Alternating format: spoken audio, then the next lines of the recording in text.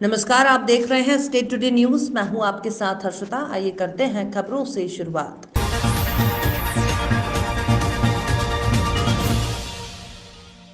उसको क्या पता था कि मेरा प्यार एक दिन परवान चढ़ जाएगा और मेरा जन्म का प्रेमी ही मेरा कत्ल कर मुझे इस दुनिया से विदा कर देगा। प्यार में हत्या की कहानी है चंदिया थाना क्षेत्र के ग्राम कोयलारी में सगाई होने के बाद रात में फोन से खेत की तरफ बुलाकर हत्या कर दी। घटना की जानकारी लगते ही थाना प्रभारी राघवेंद्र तिवारी मैं स्टाफ मौके पर पहुंचकर जांच प्रारंभ की। जांच के बाद कुछ संदेहियों से पूछताछ करने में पुलिस जुट गई है। वहीं घटना की जानकारी मिलते ही पुलिस अधीक्षक प्रमोद कुमार सिन्हा ने घटनास्थल का मुआयना किया। उमरिया जिले के चंदिया थाना क्षेत्र के ग्राम कोयलारी में सगाई वाली रात को ही प्रेमी युवक ने प्रेमिका की गला घोंटकर हत्या कर दी। घटना की जानकारी लगते ही पुलिस मौके पर पहुंची, जहां युवती का शव घर के पीछे एक खेत की मेड़ पर मिला, जिस पर छानबीन करते हुए एक आरोपी को संदेह के आधार पर गिरफ्तार किया गया। घटना के बाद उमरिया पुलिस अधीक्षक ने भी घटनास्थल का निरीक्षण कर आवश्यक निर्देश दिए हैं। थाना चंदिया के ग्राम कोयलारी से पुलिस को यह सूचना प्राप्त हुई थी कि जनक लली रघुवंशी, जो लगभग जिसकी उम्र 20 साल के करीब है,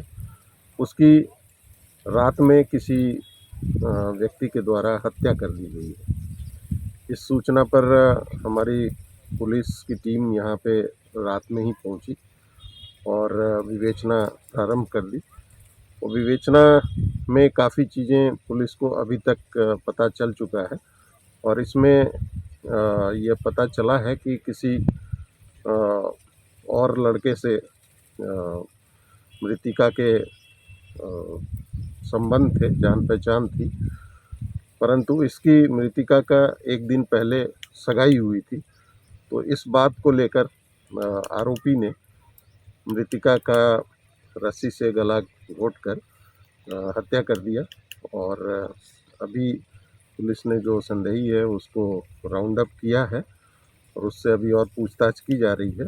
और जो जिन चीज़ों का उसने प्रयोग हत्या में या उसके हत्या करने में या उसके अतिरिक्त कोई सामान वगैरह अगर उसके पास होगा तो हम अभी रिकवरी करने वाले हैं। 26 जनवरी गणतंत्र दिवस का राष्ट्रीय पर्व धूमधाम से मनाया गया, जहां लाल किले पर चढ़ता हुआ तिरंगा भारत की आन बान और शान को प्रतीकात्मक रूप से प्रदर्शित कर रहा था। वहीं अब्दुल्लागंज में भी सरकारी संस्थानों और निजी स्कूल कॉलेज के प्रांगण में व्यक्तिगत रूप से जनप्रतिनिधियों के द्वारा सामाजिक संगठनों के द्वारा 26 जनवरी गणतंत्र दिवस का राष्ट्रीय पर्व अब्दुल्लागंज में भी धूमधाम से मनाया गया। इसी क्रम में रेहटी रोड अब्दुल्लागंज में कांग्रेस सेवा दल के सुरजीत सिंह बिल्ले ने ध्वजारोहण किया। बसंत साहू, रमेश गौर, भवानी सिंह, पवित्रा गौर, रहमान भाई, बड़ी संख्या में लोग एकत्रित थे। इसके बाद अंबेडकर जी की मूर्ति पर माला अर्पण किया गया और वीर सावरकर कॉलेज में गांधी जी की प्रतिमा पर फूल माला अर्पण की गई। कार्यक्रम के बाद लोगों ने एक दूसरे को शुभकामनाएं देकर मिष्ठान वितरण किया। बड़े बुजुर्गों से लेकर महिलाओं, युवा वर्ग में भी राष्ट्रीय पर्व पर खुशी का माहौल देखने को मिला। सभी ने भारत की एकता, अखंडता और संप्रभुता को बनाए रखने का निश्चय किया और भारत के संविधान को अंगीकार करते हुए, इसे स्वीकार करते हुए इसके बताए हुए रास्ते पर चलने की बात कही। चांदबड़ जागीर में 26 जनवरी गणतंत्रता दिवस का पर्व बड़े ही हर्षोल्लास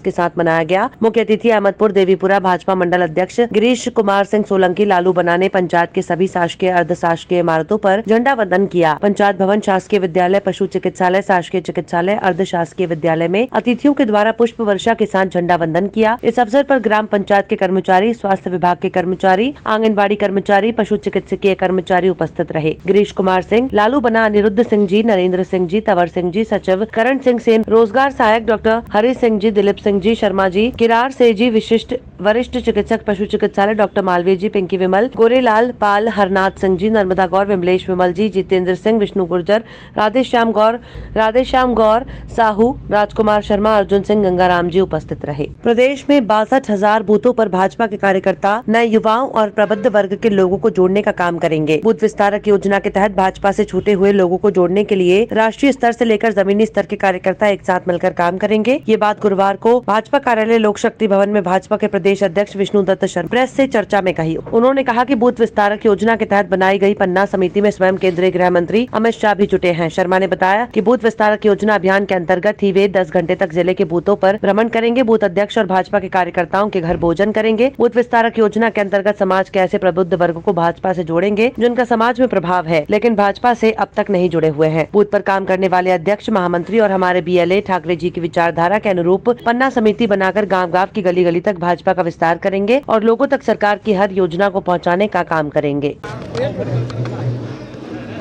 आज मैं बूथ विस्तारक योजना में उज्जैन ग्रामीण के बूथ क्रमांक 28 पर रहने वाला हूं और दिन भर 10 घंटे रह करके वहाँ बूथ के सक्षम बनाने के अभियान में आज मैं भी यहाँ पर काम करूँगा। हमारा पूरा नेतृत्व आज बूथों पर जाकर के काम कर रहा है। भारतीय जनता पार्टी के कार्यकर्ता प्रत्यक्ष तौर पर बूथ का फिजिकल वेरिफिकेशन और डिजिटल बूथ बनाने का हमारा जो एक बहुआयामी अभियान है, उस डिजिटल बूथ बनाने के अभियान में ठाकरे जी के जन्म शताब्दी वर्ष पर ठाकरे जी के उस पद्धति और भावना के अनुरूप जो हमारे बूथ पर कार्यकर्ता, बूथ के अध्यक्ष, बूथ के महामंत्री और बीएलए जो त्रिदेव हमारे हैं तीनों, इन तीनों को हम संपदा स्मार्ट कार्ड, ये हम जब अभियान पूरा होगा उसके बाद हमको हम डिजिटल बनाने का काम और करेंगे।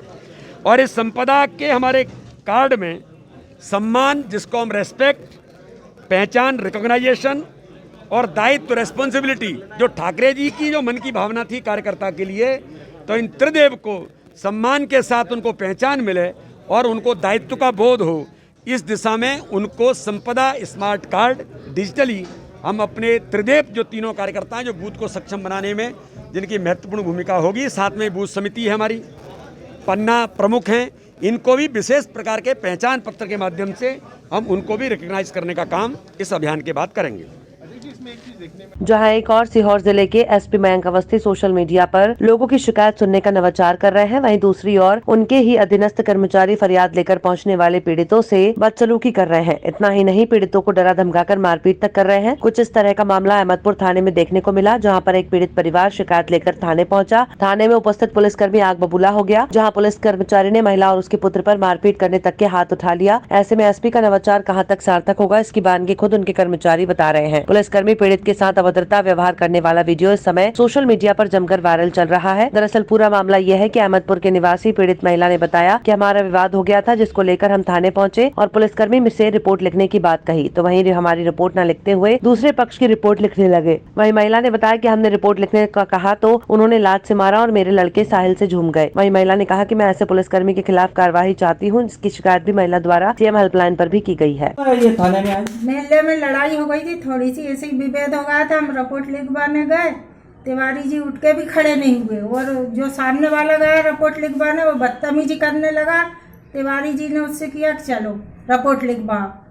और ये वीडियो में जो पुलिसकर्मी आप आ रहे हैं, दिख रहे हैं, ये क्या तो है? तिवारी जी ने हमें लात उठा के मारी, 2 लातें, और हमारे साहिल से झूम गए। तो आप क्या चाहते हैं इस पुलिसकर्मी पुलिस वाले पे कार्रवाई हो। अच्छा, इसकी शिकायत दर्ज की है आपने कहीं? करी। कहाँ करी है? सीएम हाउस में। सीएम हाउस में कर दी। तो मतलब आपका कहना यह है कि पुलिसकर्मी पे कार्रवाई होना चाहिए? कार्रवाई होना चाहिए। आप शासन प्रशासन से कार्रवाई की मांग चाहती हैं? मांग चाहते हैं। एक ये वीडियो वायरल हो रहा है अहमदपुर थाने में। एक फरियादी है साहिल मंसूरी, प्रधान आरक्षक 105 देवेंद्र तिवारी जी पे वो आरोप लगा रहे हैं कि उनकी मम्मी को उन्होंने लात मारी है। क्या है ये पूरा मामला सर? मैं अभी अपराध विवेचना में बाहर था। आपका वीडियो अभी मैंने विजुअली देखा नहीं है, किंतु अगर मेरे किसी कर्मचारी ने किसी भी फरियादी या किसी से अगर मिसबिहेव किया है तो उसकी हम जानकारी करेंगे और अगर गलत पाया जाता है तो वरिष्ठ अधिकारियों के संज्ञान में उसे दिलाई जाएगी और उसके खिलाफ में वैधानिक कार्रवाई की जाएगी। बस।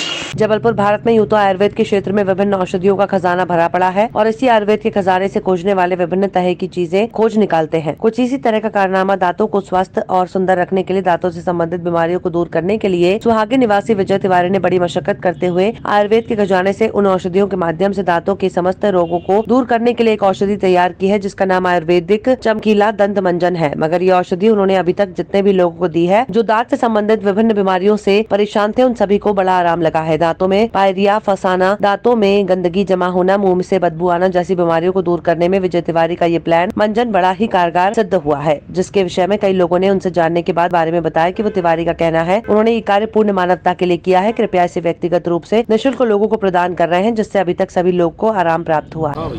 जब मैं पानी पीता था ठंडा तो मेरे दांतों में बहुत तेज लगता था पानी। इस मंजन से जब से मैंने मंजन चालू किया करने के लिए तो ये पानी भी लगना बंद हो गया है और दांतों से जो यानी कि इसमें बदबू भी आती थी, स्मेल आती थी, वो भी आना बंद हो गई। ये मंजन बहुतों को लिए अच्छा फ़ायदा है और अच्छा मुझे महाराज ने जो दिया है सब लोगों को फ्री में दिया पहले करने के लिए कि पहले आप चेक करें उसके बाद मेरे से ये ख़रीदे या फिर मेरे से और जो भी कुछ समस्या हो तो बताएं।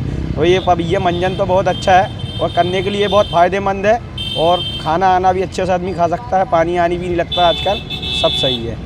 मेरा नाम राकेश बर्मन। इस मंजन भैया देखो दांतों में लग रहा था, पानी लग रहा था, रोटी दर्द हो रहा था, इस मंजन से बहुत फ़ायदा हुआ है हमारे साले साहब को भी, ससुर को भी, हमको भी बहुत ज़्यादा। सुशील वंशकार। जबलपुर आधारताल बैंकों में काम करने वाले कर्मचारी ग्राहकों से परेशान दिख रहे हैं क्योंकि बैंक में आने वाले कुछ ग्राहक कोरोना गाइडलाइन का पालन नहीं करते और मास्क नहीं लगाते हैं। बैंक कर्मचारी टोकने पर दादागिरी पर भी उतारू हो जाते हैं। बैंक प्रबंधक अंकुर दुबे ने हमारे ब्यूरो चीफ मोहम्मद आसिफ को बताया कि हमने बैंक के सामने कोरोना गाइडलाइन का आदेश चिपकाया हुआ है, लेकिन कुछ लोग आदेश पालन नहीं करते और कर्मचारियों द्वारा मास्क लगाने के बारे में बोला जाता है तो दादागिरी पर उतारू हो जाते हैं। मैं सभी ग्राहकों से अपील करता हूँ कि कोरोना गाइडलाइन का पालन करें। मास्क लगाना यहाँ पे बाहर लिखा हुआ है, आप मास्क क्यों नहीं लगाए? अरे सर गाड़ी में भूल गया हूँ, अब ला रहा हूँ। हाँ, कलेक्टर का आदेश है कि बिगर मास्क के एंटर नहीं करना है। हाँ। फिर भी कई लोग यहाँ पे एंटर कर रहे हैं, कैसे आप लोगों को सामना करना पड़ेगा? मैनेज करना बड़ा मुश्किल है। लोगों को समझाइश दी जाती है कि बिना मास्क के शाखा में प्रवेश ना करें। बाहर अपन ने कलेक्टर का आदेश का सूचना प्रति भी लगा रखी है, लेकिन कई लोग मानते हैं, कई नहीं मानते, लड़ने झगड़ने तैयार हो जाते हैं।